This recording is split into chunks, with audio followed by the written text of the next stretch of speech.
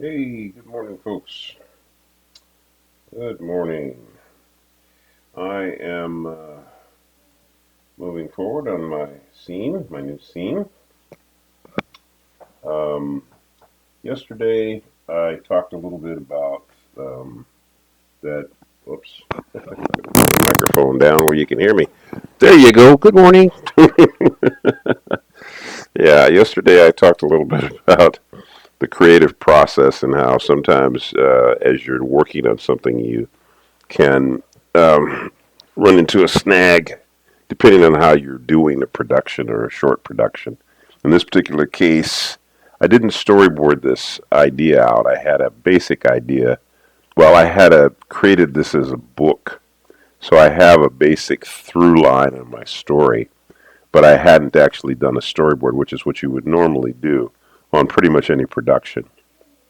I'm experimenting with the idea of taking the general theme of the story and letting it organically develop itself. I'm at a point in the story where I could go in one direction, but I'm actually thinking of going in a slightly different direction. And my reasoning behind it is because since animation is so labor intensive, since there's so much work involved when you're doing animation, I thought it might be to my advantage to try to put down my ideas as finitely as possible, even to the point of animating something as I have the idea, which of course is usually not the way you do things. And I will be honest that my reasoning for doing this is because since animation is so labor intensive, since there's so much involved, and in my experience over the years, I have discovered that getting things done, of course, is always ultimately what you want to do in any project that you start. If you were doing a painting or a drawing or a sculpture or a piece of music, the idea is you want to complete it. Animation, because there's so many layers of development, there's so many things you have to do, and filmmaking in general is this way. Though live action filming is a little easier because you say action and you can shoot it, and it's I'd say live action is easier from a what's the word, from a completion standpoint or from a shooting standpoint. If you stop and think about it, your average live action production is going to happen over several months. I haven't actually directed a live action movie myself, but I would say you probably there's time spent, of course, on the script. Then, of course, you hire the actors, you hire the director, you hire production company. But really, seriously, I would say that obviously a live action production um, can be done a lot faster than an animated one. My years at Disney's, we would spend sometimes upwards of 5 years on a production. Fox and the Hound, I believe, took about 5 years. I came in about halfway through it, I believe. The Black Cauldron, I believe, took another 3 or 4. I can't remember. Animated productions just take longer because you're planning them. You have to do the animation. You have to clean up the animation. You have to paint the animation. You have to do the backgrounds. You have to paint the backgrounds. You have to shoot everything, do special effects, record the. There's so many layers that it's miraculous that we get it done at all. And the average time turnaround on a feature animated film is about a year and a half, about 18 months. And that's actually kind of fast. But because we have hundreds of people working on it, it gets done. Um, so what am I saying? Well, I'm saying that as artists, those of you out there who are making your own films, you know, there's something nice about being able to just kind of sit down and create something and, not have to jump through all of the hoops because you in your head kind of know what you want to do, so you can kind of jump in and start to do it.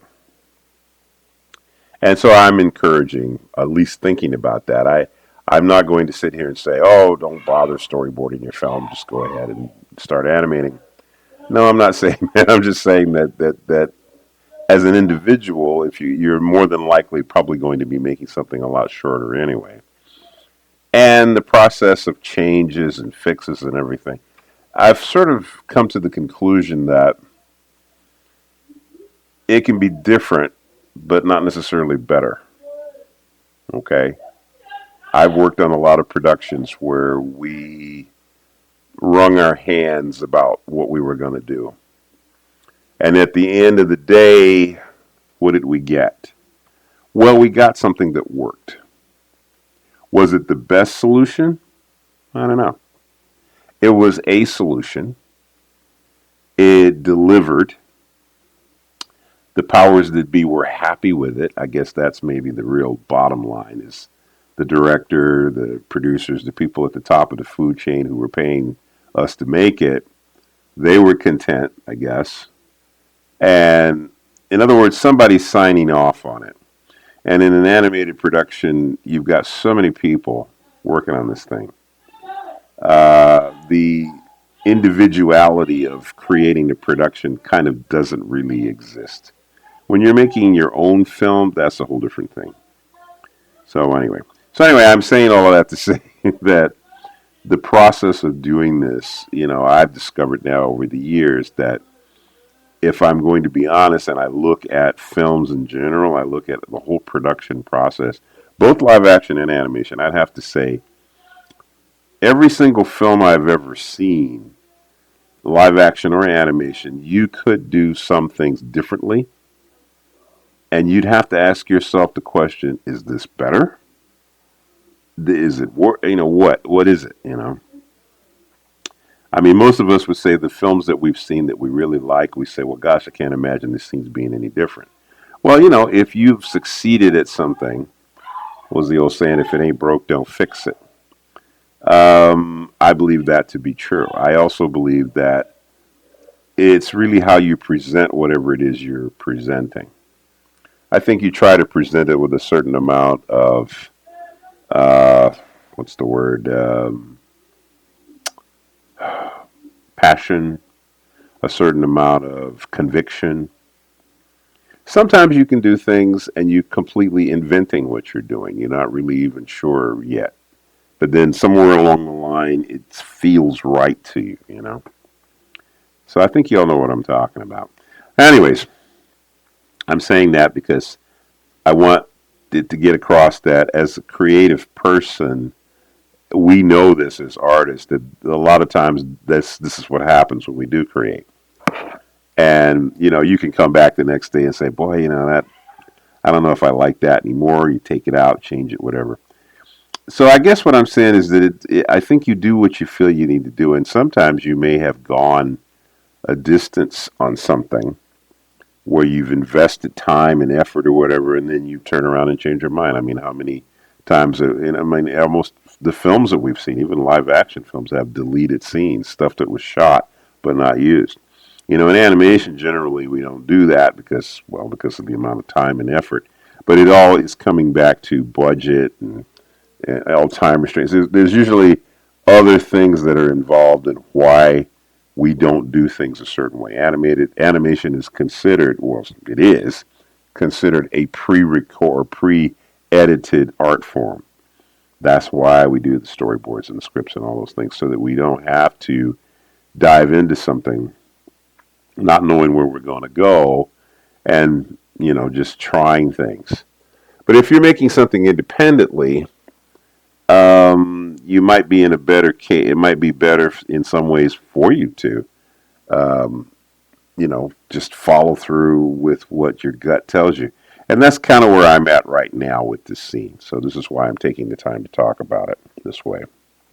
So what I've got here is I had a prior scene of the kids scribbling. And, actually, why don't I bring that up here so you can see it. I'll bring this down, and let's see here if I can pull this up here so you can see it.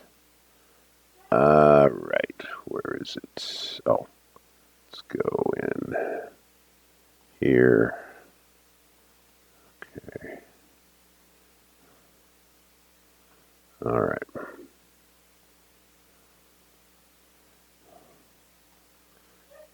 Okay. So this is where I'm at right now with the film, and these are the scenes in the film as they exist right now. And so what I'm thinking of doing now is like, guys, I have this scene here of the kids scrawling on their, um, on their the little image that they're all working on together. But they're all preschoolers in that scene. They're all little kids. And the reason that they are is because, as I mentioned yesterday, Alphonse did um, he was working on my lyrics and my text in the book to give it a different feel, and I think he's done a nice job of it. But I was trying to literally follow what he's saying. Now I'm sort of realizing that, well, you know what?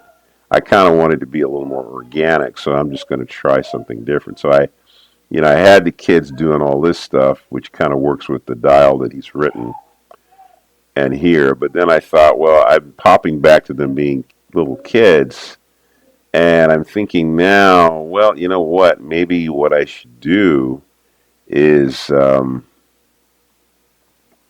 maybe instead of having them be little kids, I'm thinking of maybe having them do something collectively as a group. So I have this idea right now. What I'm thinking of doing is having them do something together. So I thought what I might do is have them stacking some things. So I thought maybe I'll have them stacking some blocks or something. So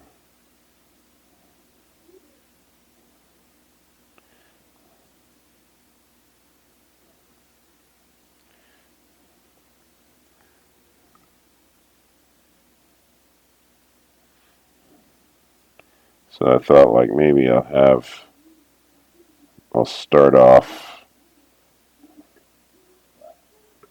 with something where maybe they're just stacking blocks.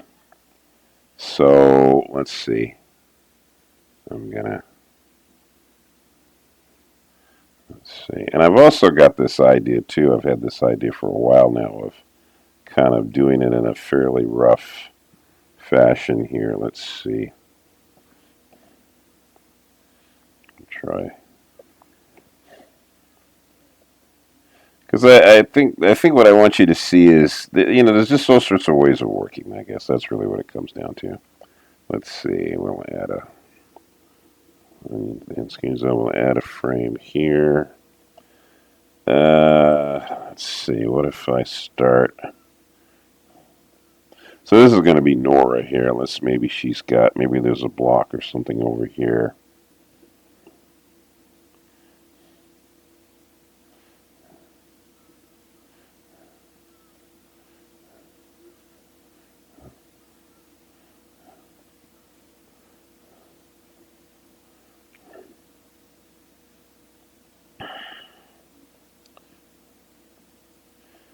Scroll this out. Let's see. I'm going to move this drawing so this is in the front here. So it goes from there to there. So let's see. Let's see. So I'll add a drawing after here. Let's see. Maybe. Okay.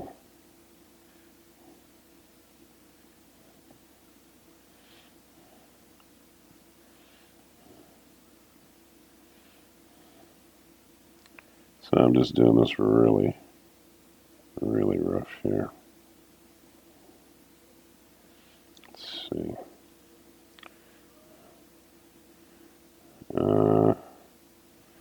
Add a drawing here.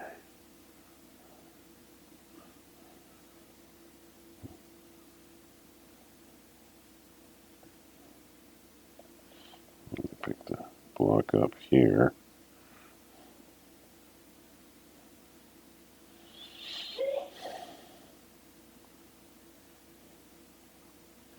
I'm going to bring it up to here. So actually, I think what we could do is this is drawing number 1, and then we'll have a lift up to here. So that's 2, 3, 4, 5, 6. This will be drawing number 6, and then we come up into this drawing. So I want to kind of settle into here. Ding, ding. 6, 7, 8, 9. This is 10. And then probably here, I think maybe set it down. So maybe actually, instead of, yeah, maybe just come right down into setting it down to here.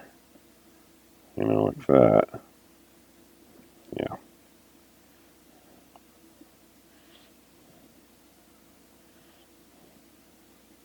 Maybe she even scoots over a little bit, like that. Or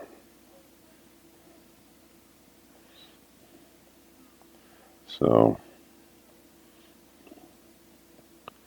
yeah. So boom, boom, boom. So yeah, we're gonna kind of, our chart's gonna be settle out to there. Let's see, maybe. So that's gonna be 11, 12, 13, 14. Okay. So let's see.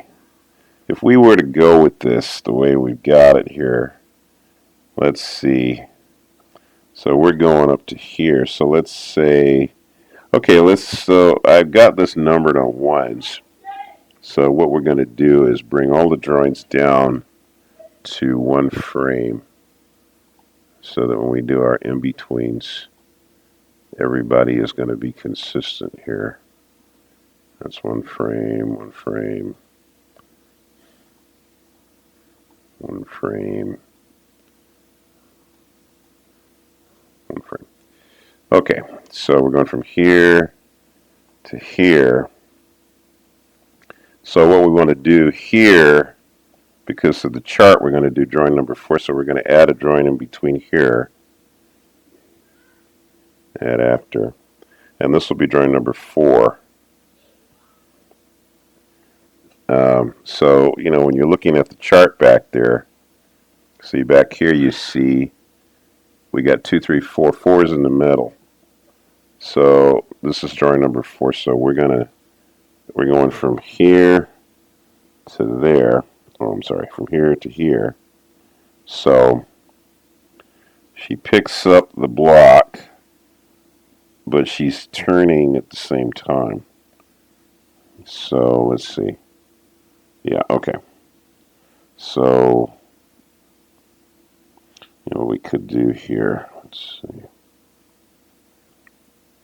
So okay, we got 4s in the middle. Alright, so that means then that if she's got the block, then 4, she would have picked it up to here by that point. But she's also turning at the same time.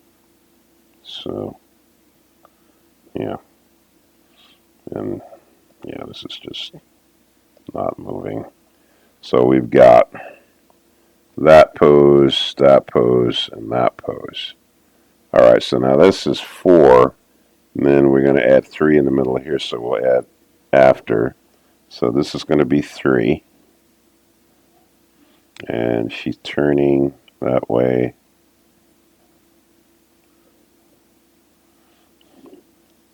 The box would be up off of the ground there. See, doing this with a scribbly is easier because you're not trying to draw details, you're just drawing a position. And so that, let's see, that hand is going to come down. Yeah. So the hand's going to come down onto the box here. Right. So bing, bing, bing. Right. Okay. So this is, the drawing I just did was drawing number 3, I think. Let's see, hold it. Yeah. So this is drawing number 3. Then, okay, number 2 is halfway. So 1 to here is, we got to put a 2 halfway, so we'll add a drawing after here. This is going to be number 2. And,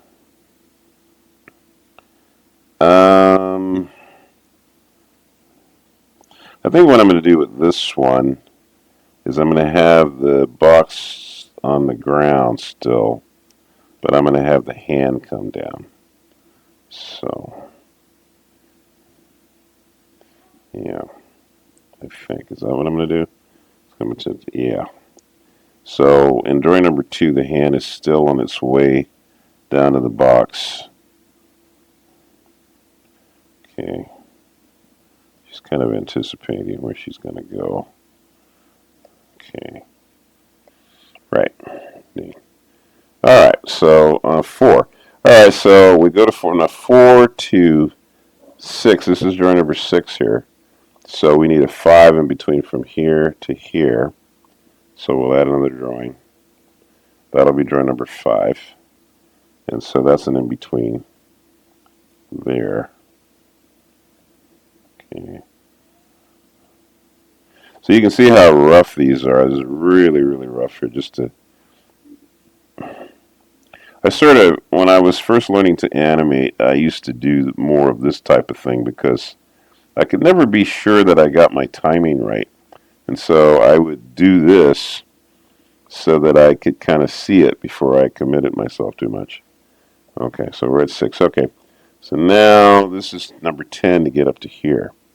All right, so we'll add a drawing, and this will be drawing number 7. Okay, 7's going to be a break. Now, so we're number 7 there. You can see is halfway between 6 and 10. All right. So this is 7. All right. So we'll have her turn here, her head, and maybe here she's swinging the box around. See, like this. So she swings the box around to get it up into that top position. Yeah. So she's going from there to there to there. And she's kind of settling up into that position. Okay, so we want to add, our next drawing is going to be 8, which will be halfway between 7 and 10. So we need a drawing in between these two. So we'll add a sketch here, a blank drawing. That's going to be drawing number 8. And so the box will be coming up.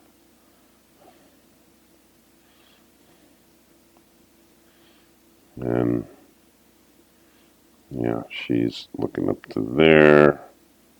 She's coming up. Her expression, body. So you can see when you work this rough too, this is great because you're not, you once again, you're just really dealing with the action. Okay. All right, so now we're going to go from 8 to 10. Okay.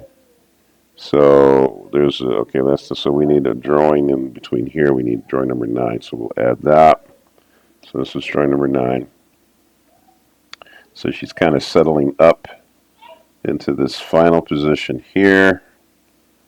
There we go. Boom. There we go. Okay. Body's there. Boom, boom, boom, boom. Okay. And then that's 10. Okay, and then she comes down into this position here. So, all right, so we're going from 10 to 14. So our first joint is in between halfway, which will be 13. So this is joint number 13. Your first major in between is a breakdown. It's called a breakdown. And then, you know, when the joints start to get closer and closer together, that's when they're in betweens. Okay, so she's coming forward here. Yeah.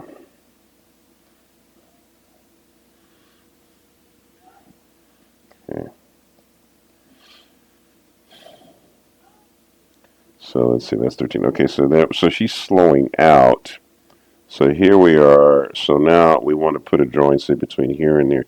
10 to 13. So our next joint we're adding in here is going to be 12.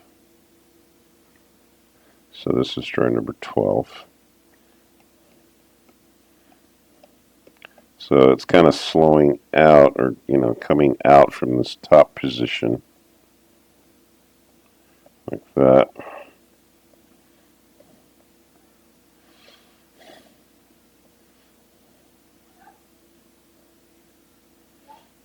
So 12, and then from here, so now this is 10 to 12, so we need one more joint here. It will be 11, which is our last in between,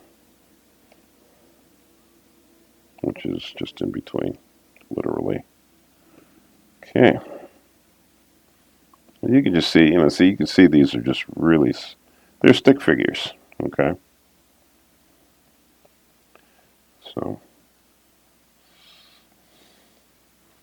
okay, so now, if we play this,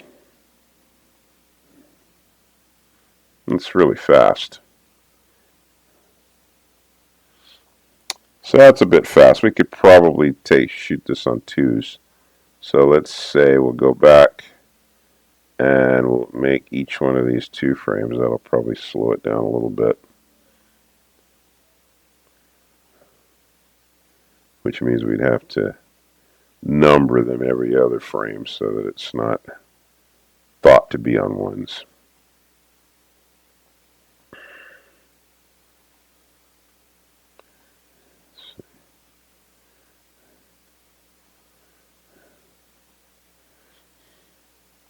I think there has to be a willingness to try things too. You know, it's like you don't know how something's going to work until you try it out.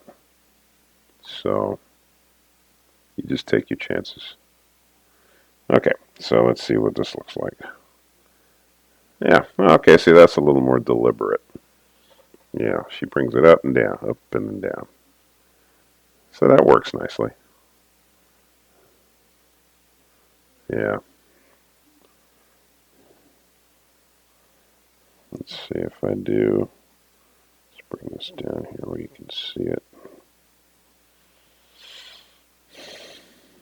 There we go.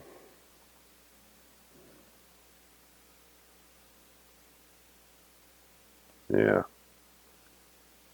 So what I'm thinking of doing here is I'm thinking of having the kids stack some blocks up, but I haven't.